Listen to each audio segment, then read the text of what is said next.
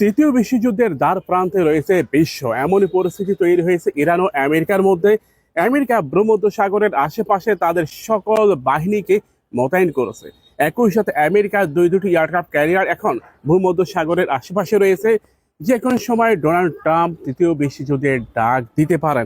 তবে ইরানও যথাযথ প্রস্তুতি নিয়েছে। ইরান জানিয়েছে, যদি আমেরিকা কোনো প্রকার সহিংস কোনো ঘটনা ঘটানোর চেষ্টা করে, ইরান তার সর্বশক্তি প্রয়োগ করবে। এরই মধ্যে ইরানের ঊর্ধ্বতন সামরিক কর্মকর্তারা, আইআরজিসির ঊর্ধ্বতন সামরিক কর্মকর্তারা বৈঠকে বসেছেন। তারা জানিয়েছে, আমরা আমাদের সকল প্রকার এয়ার ডিফেন্স সিস্টেম, এমনকি আমরা আমাদের যত প্রযুক্তি রয়েছে সকল প্রযুক্তিকে ইতিমধ্যে সক্রিয় রেখেছি। ইরান প্রায় 2 থেকে 2.5 লক্ষ মিসাইলকে পুরোপুরি প্রস্তুত রেখেছে।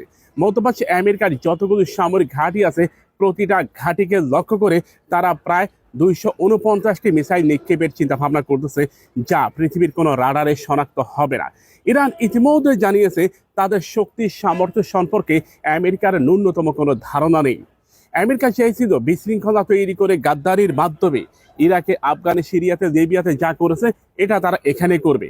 কিন্তু আমেরিকা এটা জানে না ইরানের বিপ্লবী গার্ড কতটা হিংস্র হতে পারে।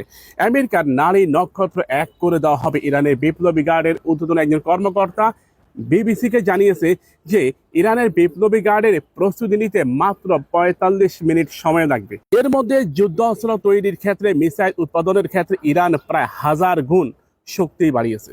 অর্থাৎ ইরান যেখানে আগে অ্যাভারেজে গড়ে 22টি মিসাইল তৈরি করতে পারতো, সেখানে এখন এটা প্রায় 2200-তে রূপান্তর হয়েছে।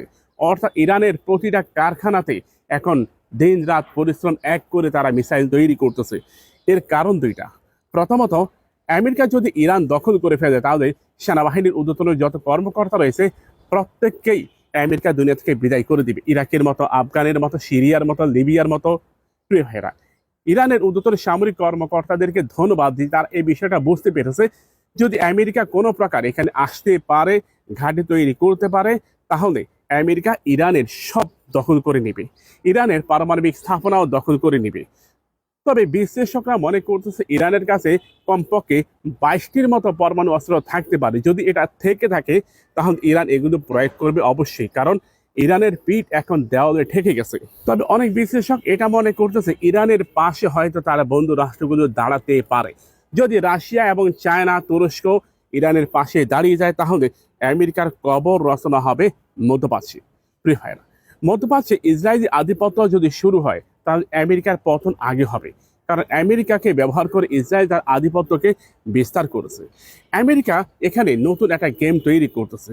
ইরানের সাধারণ জনগণকে উত্তপ্ত করে ইরানকে বেকায়দায় ফেলে দিয়েছে। এতে করে বোঝা যাচ্ছে যে ইরান এই মুহূর্তে যুদ্ধের জন্য প্রস্তুত নয়, ইরান পুরোপুরি ব্যস্ত। কিন্তু ইরানের ঊর্ধ্বতন সামরিক কর্মকর্তারা জানিয়েছে, যুদ্ধক্ষেত্রে যে সমস্ত বাহিনী রয়েছে তারা সব ধরনের যুদ্ধের প্রস্তুতি ইতিমধ্যে নিয়ে রেখেছে।